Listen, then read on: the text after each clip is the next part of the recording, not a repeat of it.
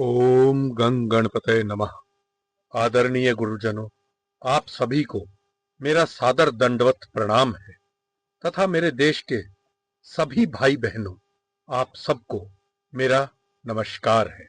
आज मैं आप सबके सामने अपने मन की बात का एक नया एपिसोड, एक नया वीडियो, एक नया विचार लेकर उपस्थित हुआ हूं।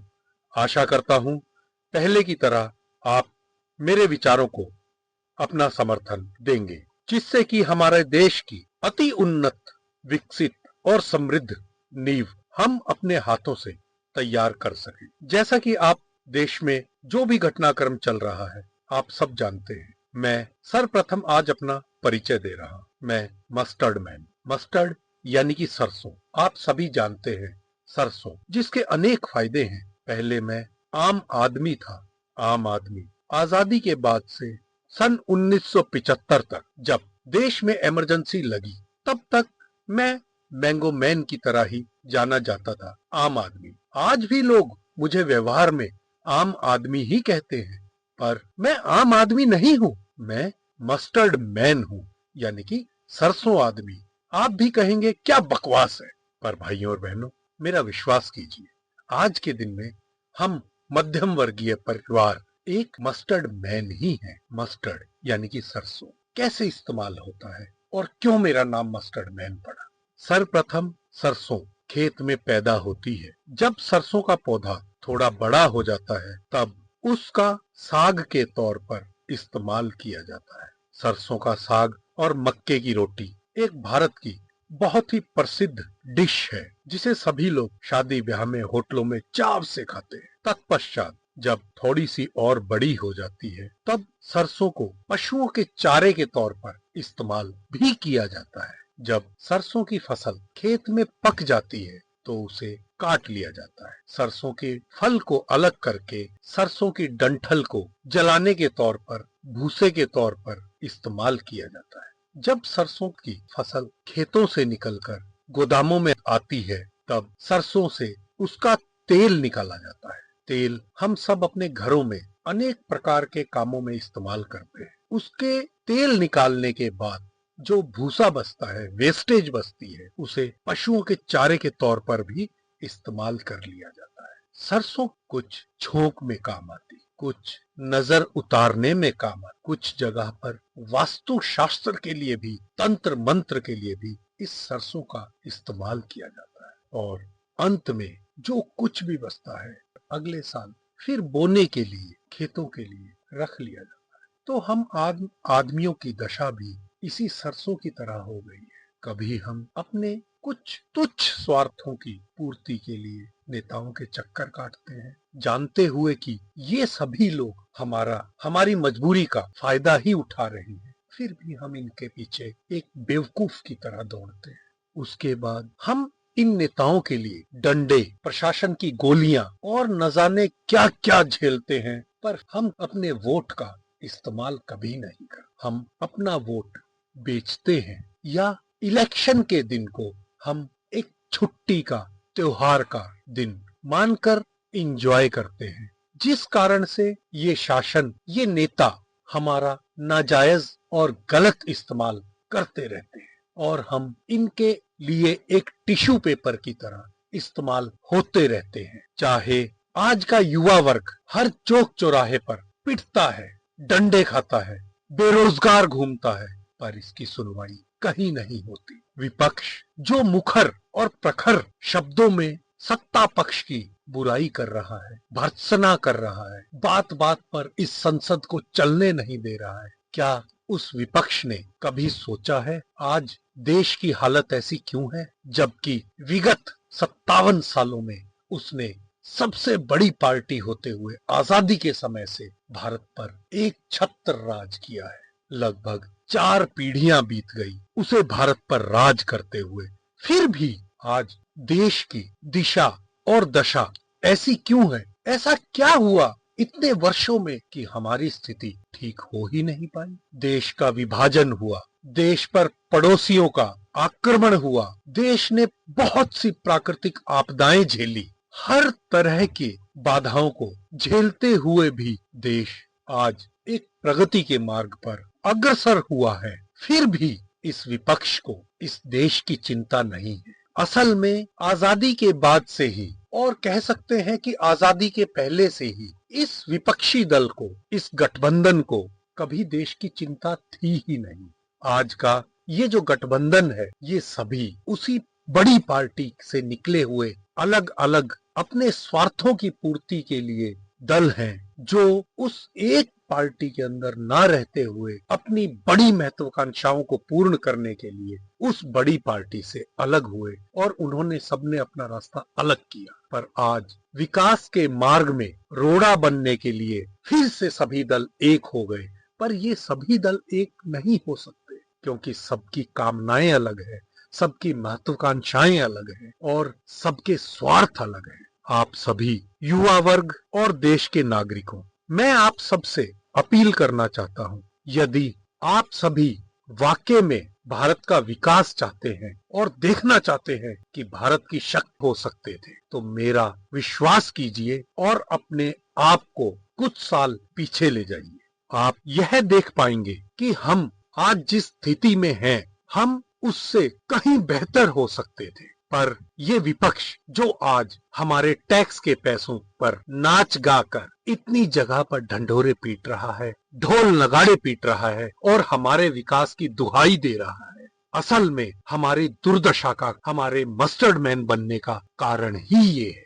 आप लोगों को जानकर अचंभा होगा कि आजादी के समय $1 मात्र 4 रुपए से 5 रुपए के बीच में था। डॉलर एक विदेशी करेंसी है, उसी से किसी देश की अर्थव्यवस्था को नापा जाता है, क्योंकि ये एक ग्लोबल करेंसी के तौर पर इस्तेमाल में आती है। अगर ये गठबंधन विपक्ष चाहता तो आज हम डॉलर के मुकाबले कहीं उच्च स्थान पर बैठे होते और हमारी अर्थव्यवस्था विश्व की बहुत ही सुदृढ़ अर्थव्यवस्था होती। आप लोग यह तो जानते ही होंगे कि हमारे देश को सोने की चिड़िया कहा जाता था। देश का विकास करने वाला, देश की नींव को मजबूत करने वाला धातु, लोहा, काला सोना, कोयला सब जिन राज्यों से बहुतायत मिलता है, क्या आपने आज उन राज्यों की स्थिति देखी है? कितनी दयनीय है। सब इसी गठबंधन के महत्वाकांक्षाओं के कारण है। हम लोग आज इतनी दुर्दशा में क्यों हैं? वो सब इन्हीं लोगों के कारण है। इन्होंने कभी भी हम लोगों पर ध्यान दिया ही नहीं। हम लोग उस जंगली पौधे के समान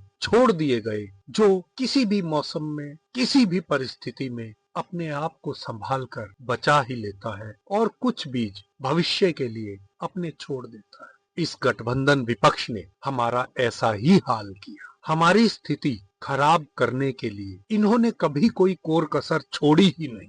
आजादी के समय भारत की जनसंख्या 32 करोड़ थी, जिसे सही रास्ते पर लाना इस गठबंधन सरकार का दायित्व था। अर्थव्यवस्था को मजबूत करना इसका दायित्व था। देश को एक नई दिशा, दशा और उन्नति के मार्ग पर चलाने का इसका दायित्व था। पर 4 पीढ़ी बीत जाने के बाद भी इन्होंने कभी हम लोगों पर ध्यान दिया ही। 32 करोड़ से कब हम लोग 140 करोड़ हो गए और इनके बैंक बैलेंस और इनके जमीन जायदाद का दायरा कब 1000 रुपए से लेके लाखों करोड़ रुपया हो गया, कोई नहीं जान पाया। पर हमारी स्थिति आज भी एक मस्टर्ड मैन से भी गई गुजरी हो रही है। आपने उस समय हमें सिखाया कि जितने ज्यादा हाथ उतनी ज्यादा कमाई, पर आप उन हाथों को मजबूती कैसे मिलेगी इसकी चिंता करना भूल ही गए। आपने हमें अपने हाल पर ऐसे छोड़ा जैसे कि हम अनाथ, हम सिर्फ आपके लिए एक नौकर, एक अर्दली का काम कर रहे हैं।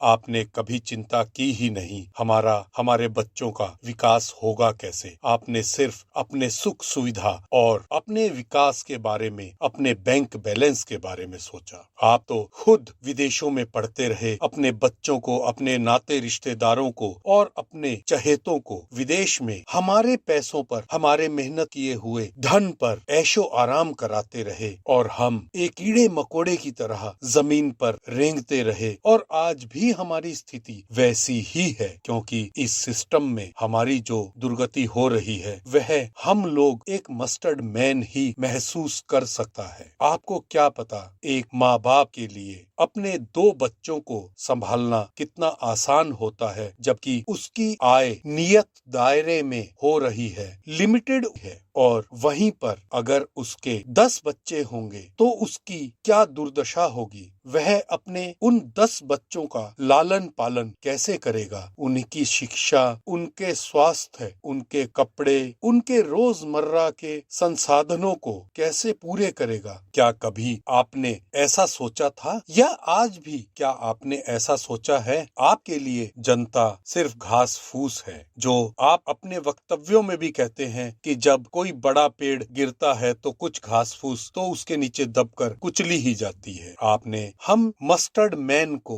हम जनता को एक कीड़ा मकोड़ा ही मानकर रखा हुआ है, जिसका इस्तेमाल आज भी आप अपने स्वार्थ पूर्ति के लिए करते ही रहते हैं। आप कोई कसर नहीं छोड़ते। आपके गठबंधन के सदस्य अन्ना जी के आंदोलन में आपके विपक्ष में खड़े थे, और आज आप उन्हीं के साथ, और वो भी आपके साथ गले मिलकर, कंधे से कंधा मिलाकर अन्य राज्यों में, अन्य इलेक्शनों में लड़ रहे हैं। पर जहां बात दिल्ली क्षेत्र की आती है, आप दोनों के स्वार्थों की वजह से, आप दोनों के लालच, आप दोनों की महत्वाकांक्षाओं की वजह से आप दोनों के रास्ते भिन्न भिन्न हो जाते हैं। पंजाब में वो आपको गालियां देते हैं और दिल्ली में आप उनको गालियां देते हो, पर जहां लोकसभा के चुनावों का समय आता है तो वहां पर आप दोनों कंधे से कंधा मिलाकर भाई बनकर लड़ते हैं। आप लोगों को शर्म तो है ही नहीं। वैसे वर्तमान समय में मेरे एक गुरुजी ने बहुत अच्छी बात कही, दुखिया को ना छेड़िए, दुखिया देगा रोए, जब दुखिया का मुखिया सुनेगा तो तेरी गति क्या होए। आज वाक्य में आपकी स्थिति दिल्ली में तो ऐसी ही है, क्योंकि लगता है जनता जनार्दन, जनता भगवान, जनता ने आपको दिल से ही निकाल फेंका है। आप सिर्फ खिसियानी बिल्ली खंबा नोचे की तरह जगह जगह धक्के खाते फिरते हो, और कुछ स्वार्थी देश के नागरिकों के साथ,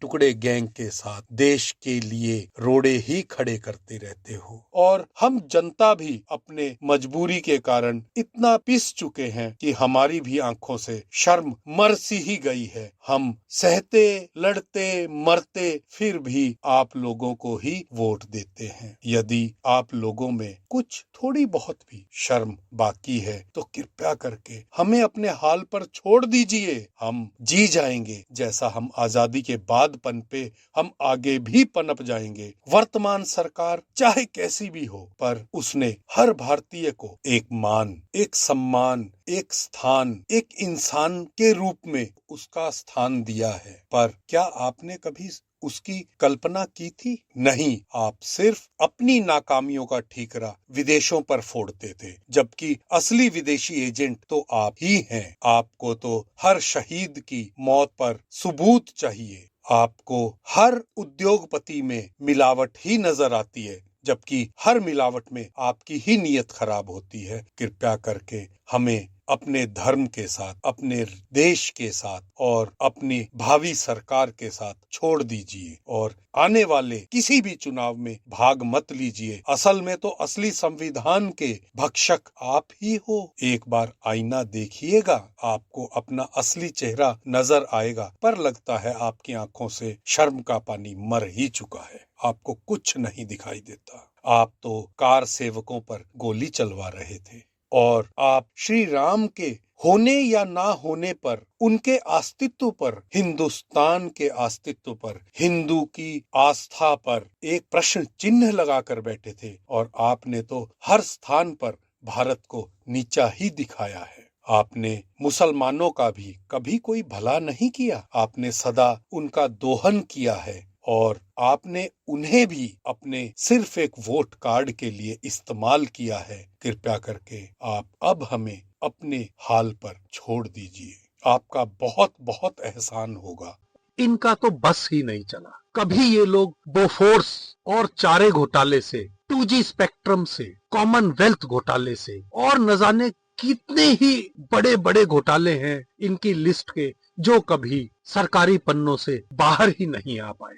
पूरे सिस्टम को इन्होंने ऐसा भ्रष्ट कर दिया कि हम लोगों की इतनी दुर्दशा हो गई है। आज जो युवा वर्ग इनके साथ कंधे से कंधा मिलाकर सरकार और प्रशासन के खिलाफ लड़ रहा है, क्या उस युवा वर्ग ने कभी यह सोचा है कि आज उनकी दुर्दशा ऐसी क्यों है? जिस पार्टी के साथ वो आगे बढ़ने का सपना संजोकर लड़ रहे हैं, अपने देश में हिंसक प्रदर्शन कर रहे हैं, हिंसात्मक कृत्य कर रहे हैं, देश के विकास में रोड़ा बन रहे हैं, क्या वे लोग जानते हैं आजादी के समय हम सिर्फ 32 करोड़ थे। हमारी स्थिति आज के अमेरिका, यूरोप और कई विकसित देशों से बहुत अच्छी हो सकती थी। देश में, विदेश में, धरती पर ज्ञान का उदय इसी भारत देश से हुआ है।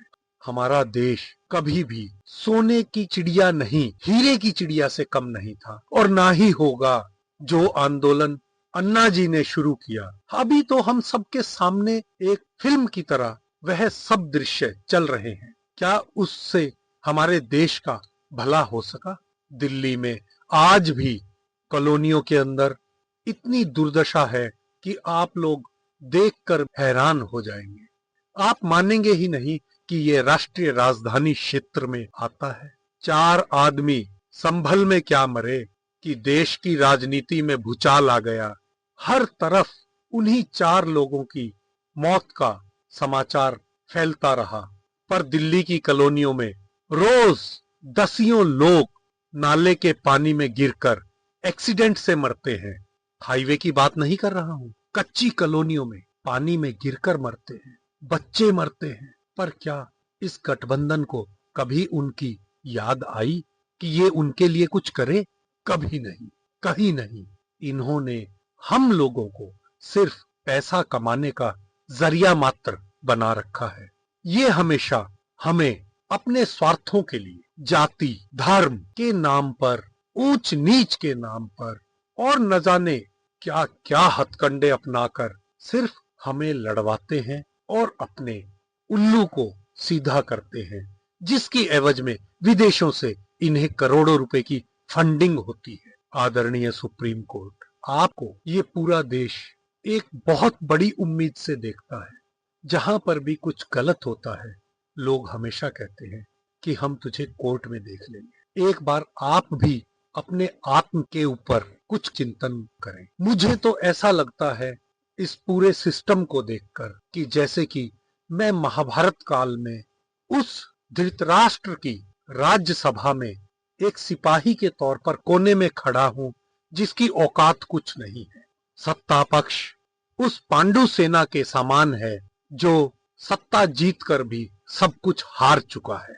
भारत माता उस द्रौपदी के समान लगती है जिसका इस राज्यसभा में पल पल तिरस्कार हो रहा है, अपमान हो रहा है, दुर्गति हो रही है। और आप आदरणीय सुप्रीम कोर्ट मुझे उस भीष्म पितामह की तरह लग रहे हैं जो अन्याय को देखते हुए भी कुछ करने में असमर्थ होता है। और आप मेरे देश का मीडिया, आप इस देश में उस गुरु द्रोणाचार्य के समान हैं जो हमें ज्ञान का प्रचार प्रसार करने में हमारी मदद करते। पर आप भी उस कौरवों की सेना के एक सेनापति मात्र बनकर कोने में खड़े हैं। आज तो मुझे समाचार शुरू करने में भी बहुत डर लगने लगा है। मेरे मन में इतना डर बैठ गया है कि आने वाले भविष्य के अंदर मेरे बच्चों का क्या होगा, मेरे समाज का क्या होगा, मेरे देश का क्या होगा, सोचकर ही डर लगता है। यदि आप मेरी बात से सहमत हैं तो कृपया करके अपने जमीर को जगाइए और भारत की एकता, अखंडता और भारत की सुरक्षा को सुनिश्चित करने में, भारत की प्रगति को, उन्नति को एक विशेष स्तर पर ले जाने में मेरी मदद कीजिए। जरूरी नहीं है कि कोई पीएचडी करके ही देश को उन्नति के मार्ग पर अग्रसर कर सकता है।